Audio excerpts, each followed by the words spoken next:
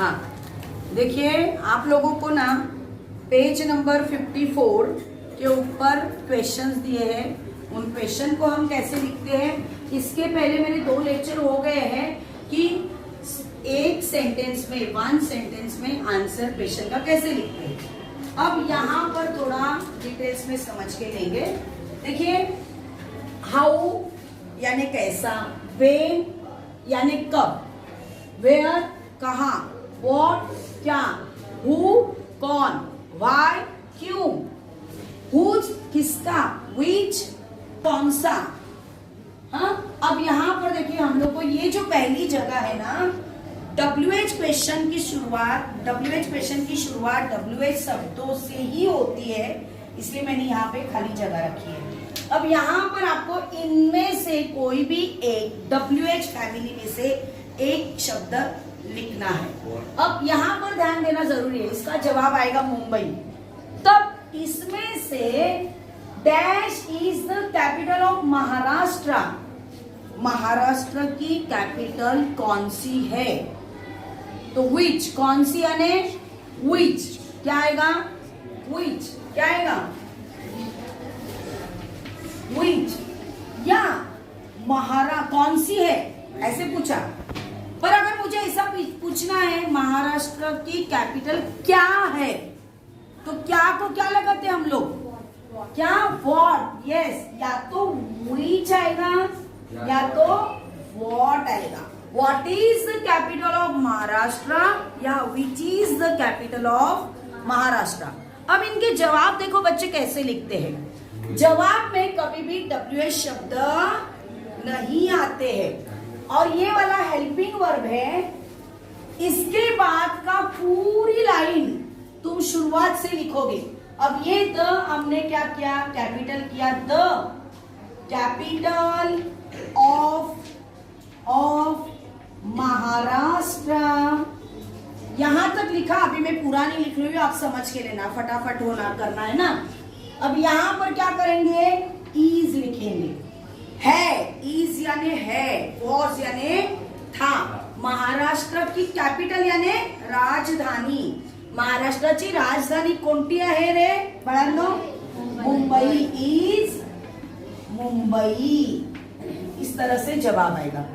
अब next question, dash is your school located, आपका school कहाँ दिखाया जाता है, मतलब कहाँ लोकेटेड है।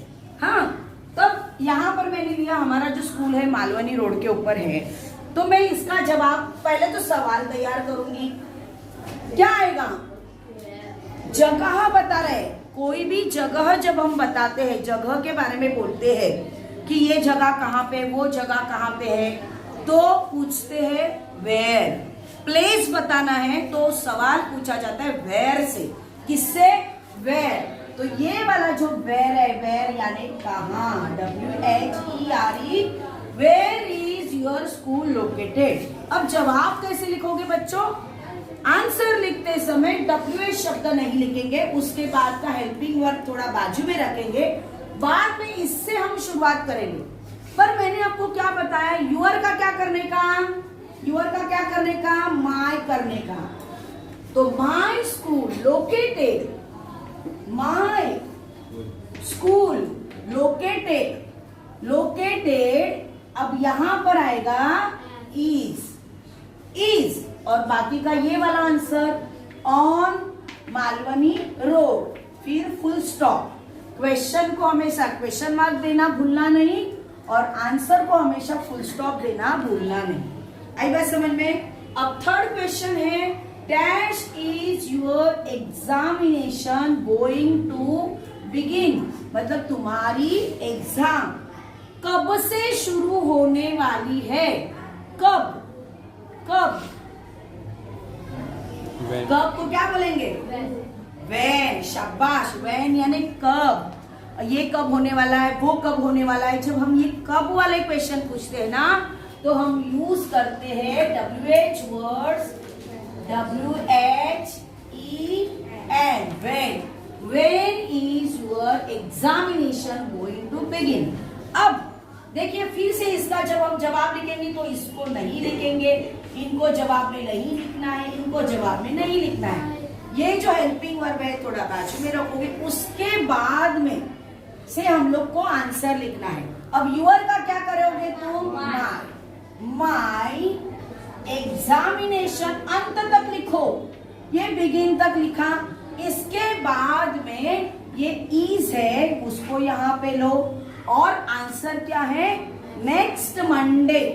नेक्स्ट मंडे, मंडे का ये MONDAY एम कैपिटल लिखना जरूरी है क्योंकि वो प्रॉपर नाउन है। इसके बाद का question, dash does the old man walk. अब कोई इंसान कुछ काम करता है तो हम पूछते हैं तुम कैसे हो, तुम कैसे चलते हो, तुम कैसे खाना खाते हो, तो हाउ कैसे पूछेंगे? हाउ यानी कैसे। तो how does the old man walk, कि बूढ़ा इंसान कैसा चलता है। इसका जवाब है स्लोली। देखो वॉक यह वर्ब है और कैसा चल रहा है ये बता रहा है, कैसे चलने की क्रिया करे? स्लो। तो ये क्या है बच्चों बताओ? एडवर्ब। और एलवाई लगा तो पहचान जाओगे कि ये एडवर्ब है। अब इसका जवाब देखो कैसे लिखोगे।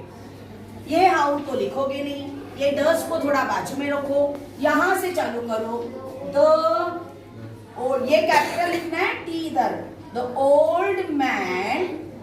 अब देखो यहाँ पे वॉक आया, अब मैं यहाँ पे डज नहीं लूंगी, उसके बदले में पता है क्या करने वाली हूँ? इस डज का जो यस है ना वो मैं यहाँ लगाऊंगी। अब मैंने ऐसे क्यों किया बच्चों? क्योंकि I walk, you walk, we walk, they walk, पर he walks, she walks, it वॉक्स, किसी का नाम मीना वॉक्स, ऐसे आता है, मालूम है ना। अब यहाँ पर देखिए ये ओल्ड मैन थर्ड पर्सन है, तो इसके मेन वर्ब को क्या लगेगा? एस, नहीं तो ईएस प्रत्यय लगता है। आई बात समझ में? तो ये डस का मैंने इधर क्या किया? यस लिया यहाँ पे। अब आगे का द ओल्ड मैन वॉक्स, कैसे चलता है वो? स्लोली। शाबाश। अब next question, dash colour is your favourite. कौन सा कलर तुम्हारा फेवरेट है? कौन सा? विच, विच, W, विच का स्पेलिंग क्या है ने?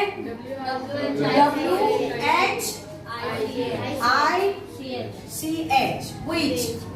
यहाँ पर किधर गलत लिखा है क्या मैंने? नहीं बराबर लिखा, यहाँ पे भी बराबर।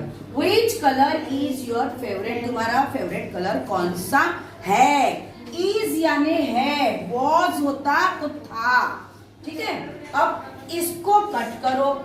अब या आप सोचोगे अब यहां से चालू करना है, पर गड़बड़ क्या हो गई? देखो हेल्पिंग वर्ब के पहले कलर आया है शब्द, तो इसको पूरे को बाजू में रखो। आई बात समझ में? अब यहां से चालू करो। यूर का क्या होता है? माई। तो शुरू करो, माई फेवरेट। अब ये कलर इज आएगा यहाँ पे। आई बात समझ में? ये कलर अभी यहाँ पे लेना है ना, तो कलर इज जो भी जवाब है ब्लू। आई बात समझ में? अब नेक्स्ट क्वेश्चन देखो, डैश टीचेस यू इंग्लिश। हमें तुम्हें कौन पढ़ाता है? इंग्लिश कौन पढ़ाता है? तो इसका सवाल देखो, हु, कौन, कौन यानी हु, क्या आएगा? हु। अब हु वाले सवालों के जवाब ना बच्चों बहुत आसान होते हैं लिखने के लिए। बस आपको क्या करना है, हु के जगह पर जवाब लिखना है। मेसर सिद्धि नाइक, मेसर सिद्धि नाइक जो भी है, सिद्धि नाइक टीचेस मी। अब यहाँ पर क्या आएगा? मी आएगा, यू नहीं आएगा। मी इंग्लिश। आई बात समझ में? इस तरह से इसका जवाब होगा। देखो आपको समझ में आया कि किस तरह से क्वेश्चन का आंसर लिखते हैं। आपको दो टाइप के क्वेश्चन के आंसर लिखते हैं। एक तो इन शॉर्ट में लिखना है, मतलब कैसे? ये सवाल पूछा शॉर्ट में लिखना है तो सिर्फ मुंबई जवाब लिखोगे, ठीक है। कोई भी पूछा इसमें से क्वेश्चन और बोला कि शॉर्ट में लिखो, बूढ़ा कैसा चलता है, बस स्लोली लिखा, छोड़ दिया। इन शॉर्ट में इस तरह से आंसर लिखते हैं। पर अगर कहा कि एक सेंटेंस में आपको जवाब लिखना है, तब आपको इस तरह से जवाब लिखने हैं। आई बात समझ में? अब इसके बाद में और एक दो मैं क्वेश्चन देती हूँ। और देखो दो क्वेश्चन यहाँ पर दिए मैंने। देखो dash are you late to school. अब यहाँ पर स्कूल लेट क्यों आए? क्यों यानी वाई। क्या आएगा? वाई। अब जो भी वाई वाला WH आएगा, मतलब शब्द आएगा, क्वेश्चन आएगा, सवाल आएगा, तो उसका जवाब बिकॉज, क्योंकि इसमें आना ही चाहिए। देखो कैसे मैं बताती हूँ। देखो why are you late to school. अब यहां पर देखो आर को थोड़ा बाजू में रखो। आई, यू का क्या बनेगा? आई। अब आर जो है, यू आर आता है, पर आई क्या होगा? एम। शाबाश, आई एम, ये वाला आर इधर लिया। अब ये मत करना जैसे ईज हमने बाजू में रखा था, ईज लास्ट में लिखा, ये पूरा लिखने के बाद इधर लिखा, वो वाला भाई में नहीं आता है। हाँ, I am late to school. अब यहां पर आपको भाई वाले सवालों में बिकॉज, क्योंकि ऐसा लिखना जरूरी है। बिकॉज फिर ये पूरा जवाब लिख दो। क्या दिया है? My bicycle got punctured on my way to school. क्योंकि आते समय मेरी स्कूल की मतलब साइकिल की टायर मतलब पंक्चर हो गई। ठीक है, अब नेक्स्ट क्वेश्चन देखिए। Dash pen have you borrowed. तुमने किसका पेन, बोरोड यानी उधार लेते हैं ना, किसका पेन उधार लिया, तो क्या आएगा यहाँ पर? whose यानी किसका। whose pen have you borrowed। अब इसका जवाब देखो कैसे लिखोगे। अब यहाँ पर देखो यू का क्या करोगे? आई करोगे। अब ये हेल्पिंग वर्ब है, इसके बाद में ये आया है। अब यहाँ पे यू के बाद में क्या करोगे? I have borrowed. अब पेन ये शब्द देखो इसमें आया है ना, तो लिखोगे अमन्स पेन।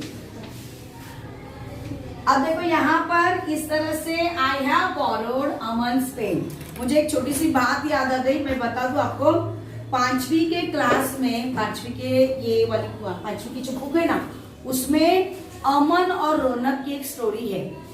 तो एक लड़के ने देखो कैसे लिखा था। ये अमन है ना, अमन, ये जो लड़के का नाम है वो कैसा लिखा था? टोटली मीनिंग चेंज हो जाता है। ये लड़के का नाम है अमन और उसने लिखते समय अमन अ मैन ऐसे लिखा था। तो देखो कहाँ हमेशा मैं बताती हूँ आपको, पंक्चुएट जो करते हैं वाक्य को सही ढंग से कैसे लिखना है, कहाँ गैप छोड़नी है, हर एक शब्द के बीच में आपको गैप छोड़नी है। अगर ये ऐसे गैप छोड़ दोगे तो ये अमन का, लड़के का नाम का हो जाता है अ मैन। तो आपको ध्यान में रखना है, ऐसी गलतियां कभी नहीं करोगे। अब मैं ये देखो वन लाइन सेंटेंस के जो आंसर होते हैं वो मैं आपको क्यों सिखा रही हूँ बार बार। 10th की एग्जाम में, 10th की बोर्ड की एग्जाम में 2-3 पैसेज आते हैं। 2 आते हैं टेक्सचुअल पैसेज, यानी बुक में जो होते हैं ना पैसेज वो आते हैं, और तीसरा एक पैसेज आता है नॉन टेक्सचुअल पैसेज।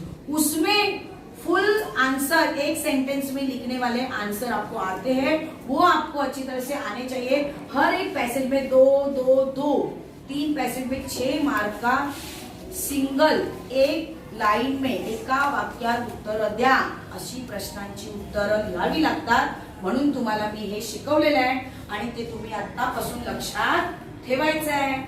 थँक्यू।